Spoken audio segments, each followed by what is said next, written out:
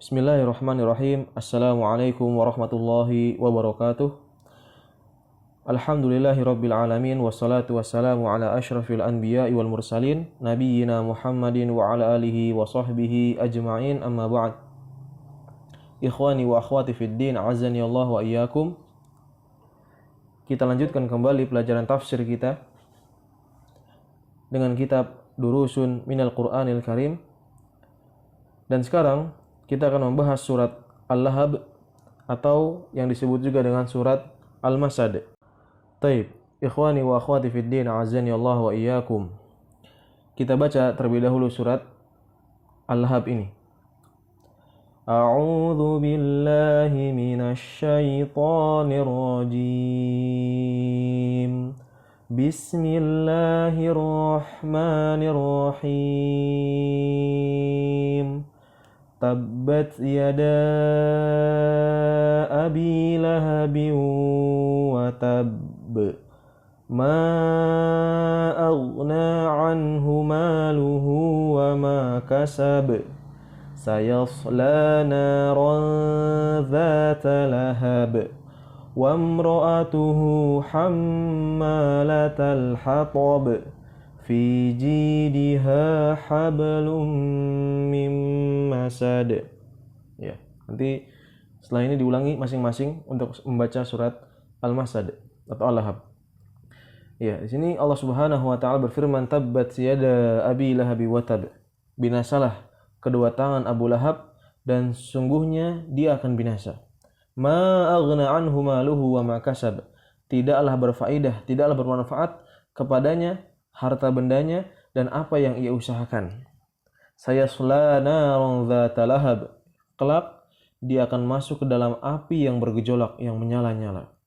Wa imra'atuhu hammalatal hatab. Dan begitu pula istrinya, pembawa kayu bakar. Fi jidha hablum min masad. Yang di lehernya ada tali dari sabut.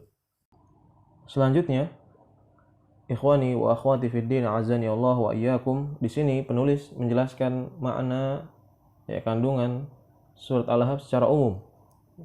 Baik, kita baca bersama-sama. Kana Abu Lahab ammu Rasulillah sallallahu alaihi wasallam. Dahulu Abu Lahab, yaitu beliau adalah paman Rasulullah sallallahu alaihi wasallam. La yuhibbul Islam. Beliau tidak menyukai Islam. Wa kana yu'dhi huwa wa zawjatuhu an-nabiyya sallallahu alaihi wasallam. Dan dia nih, yaitu Abu Lahab, begitu juga istrinya, yu'dhi, menyakiti atau sering menyakiti Nabi sallallahu alaihi wasallam. Wa fi ahadil ayyam, dan pada suatu hari, jama'an Nabiyyu sallallahu alaihi wasallam an-nas. Jadi pada suatu hari Nabi SAW mengumpulkan manusia, wada'ahum ila ibadatillah, dan menyeru kepada manusia agar beribadah hanya kepada Allah Subhanahu wa taala, wa anzaral kuffara bi anna lahum 'adzaban syadida in lam yu'minu, dan memperingati orang-orang kafir bahwasanya bagi mereka ini azab yang sangat pedih, in lam yu'minu, apabila mereka tidak beriman. Faqala amhu Abu Talib, namun paman beliau yaitu Abu Talib berkata, tabban laka au halakan, kebinasaan bagimu, alihadza jama'tana, apakah untuk urusan ini engkau mengumpulkan kami? Fa anzalallahu surat Al-Masad.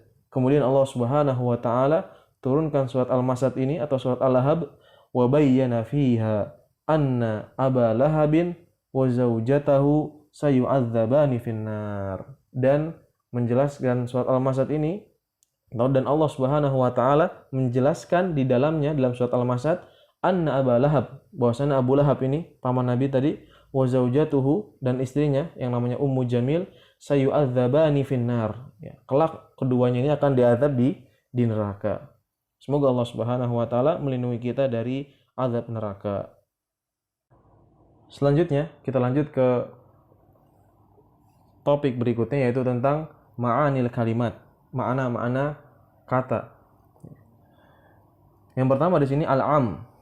Al-am artinya akhul walid, saudara bapak. Jadi yang namanya am itu saudara bapak, itu disebut am.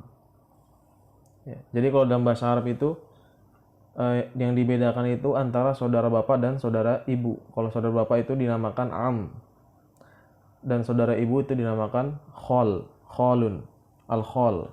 Gitu. Tabbat, halakat, artinya binasa. Ma aghna, ma nafa. Ya, arti ma aghna di sini ma nafa, tidak bermanfaat atau tidak berfaedah. Kasaba, artinya jama'a, mengumpulkan. Sayasla, di sini sayasla, asal katanya itu dari yasla yang ditambah dengan sin di sini. Arti yasla yadkhulun nar, ya, masuk ke neraka. Dzatalahab, dzatalahab artinya narun mushta'ilatun muqadatun. Itu bukan mauqadah tapi muqadah, dibetulkan itu. Narun mushta'ilatun muqadatun. Jadi api yang menyala-nyala atau bergejolak. Imra'atuhu artinya zaujatuhu. Hammalah, arti hammalah di sini asalnya dari kata hamala yahmilu, ya. Tahmil artinya membawa, dan hammalah di sini bentuk mubalaghah, artinya dia sering membawa gitu, atau tukang membawa. Al-hatab artinya asyajarul yabis, pohon yang kering. Jiduha artinya jid, fi jidiha itu dalam ayat, artinya unuquha, leher. Jadi jiduha di sini artinya lehernya, unuquha, lehernya. Dan terakhir masadun, artinya lifun atau serabut. Ikhwani wa akhwati fid din, azani Allah wa iyyakum. Selanjutnya kita akan membahas tentang sebab turun ayat ini atau surat ini. Sebab turunnya apa sih? Asbabun nuzulnya apa? Sudah disinggung tadi oleh penulis secara ringkas, namun kita bacakan kembali kisahnya. Jadi suatu ketika Nabi SAW keluar menuju tanah lapang. Lalu beliau naik ke sebuah bukit, kemudian berteriak, "Wahai kawan-kawanku." Kemudian orang-orang Quraisy pun berkumpul karena mendengar panggilan dari Nabi SAW.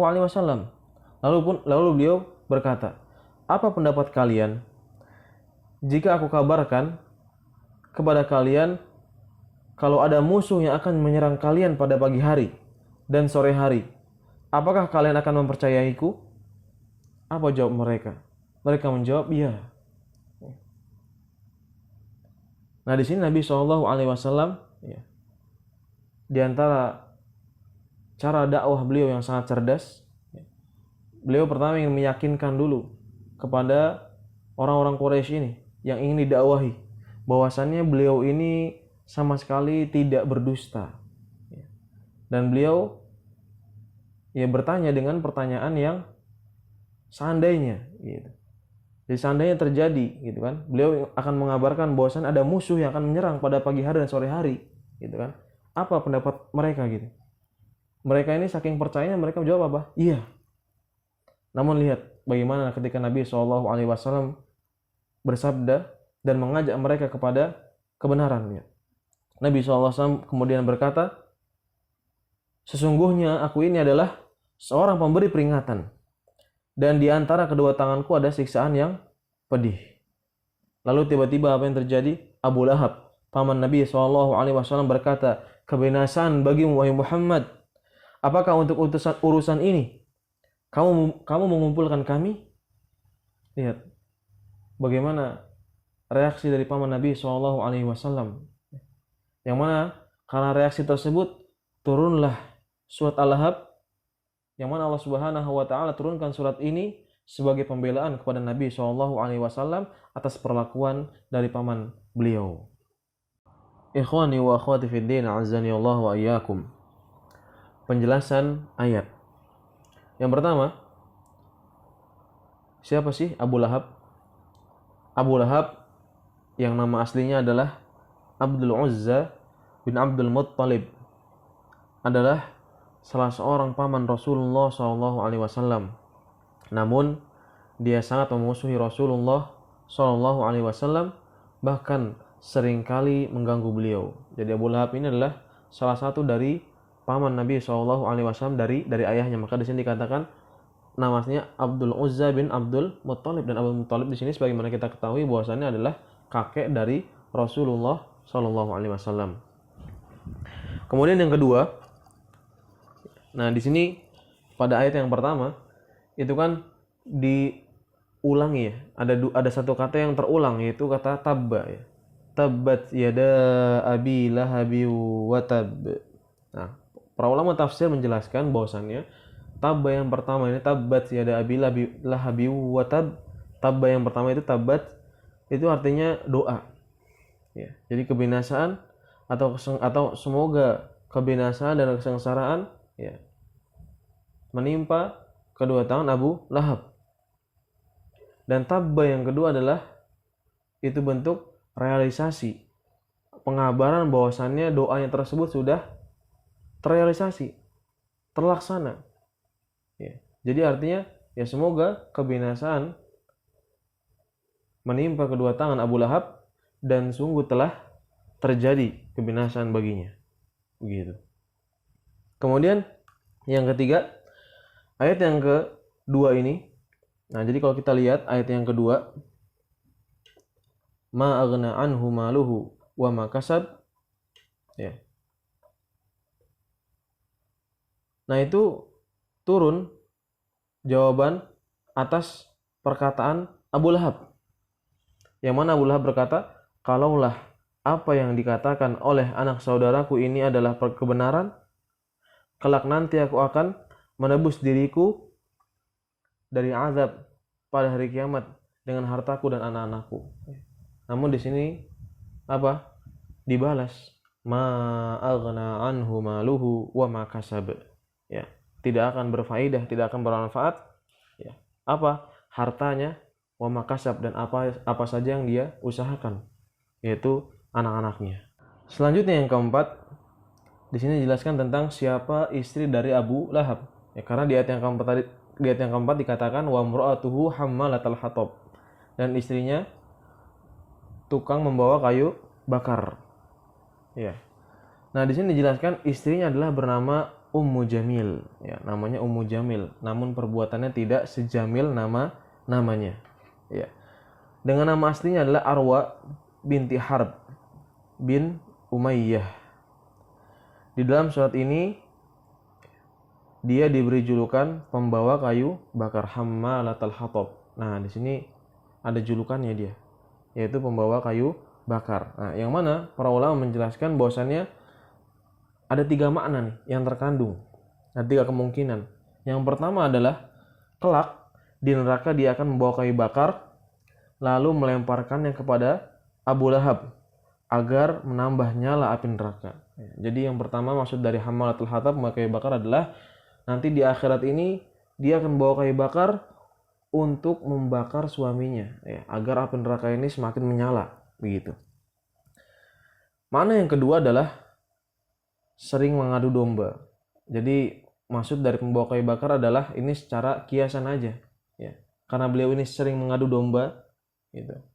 Sering membuat orang memusuhi Rasul SAW, ya, sehingga beliau ini diberi julukan pembawa kayu bakar. Kemudian yang ketiga, semasa hidupnya sering mengganggu Rasulullah SAW dengan meletakkan duri di jalan yang dilalui oleh beliau. Nah, ini juga makna dari pembawa kayu bakar yang ketiga di sini adalah bahwasannya karena beliau ini semasa hidupnya selalu membantu suaminya untuk mengganggu Rasul SAW, bahkan di jalan-jalan yang biasa beliau lewati itu dikasih duri.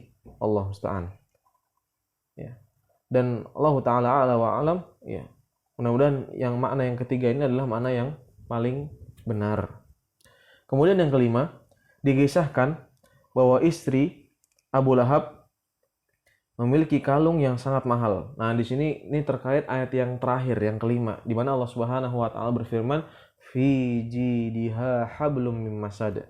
Di lehernya itu ada kalung dari serabut api neraka. Ya. Nah, jadi kisahnya adalah bahwasannya istri Abu Lahab ini, Ummu Jamil atau Arwa binti Harb bin Umayyah, ya, dia ini punya kalung yang sangat mahal. Kemudian dia berkata, sungguh aku benar-benar menginfakkan kalung ini untuk memusuhi Muhammad. Ya, lihat. Jadi dijual tuh kayak kalung yang mahal, ya. Tujuannya apa?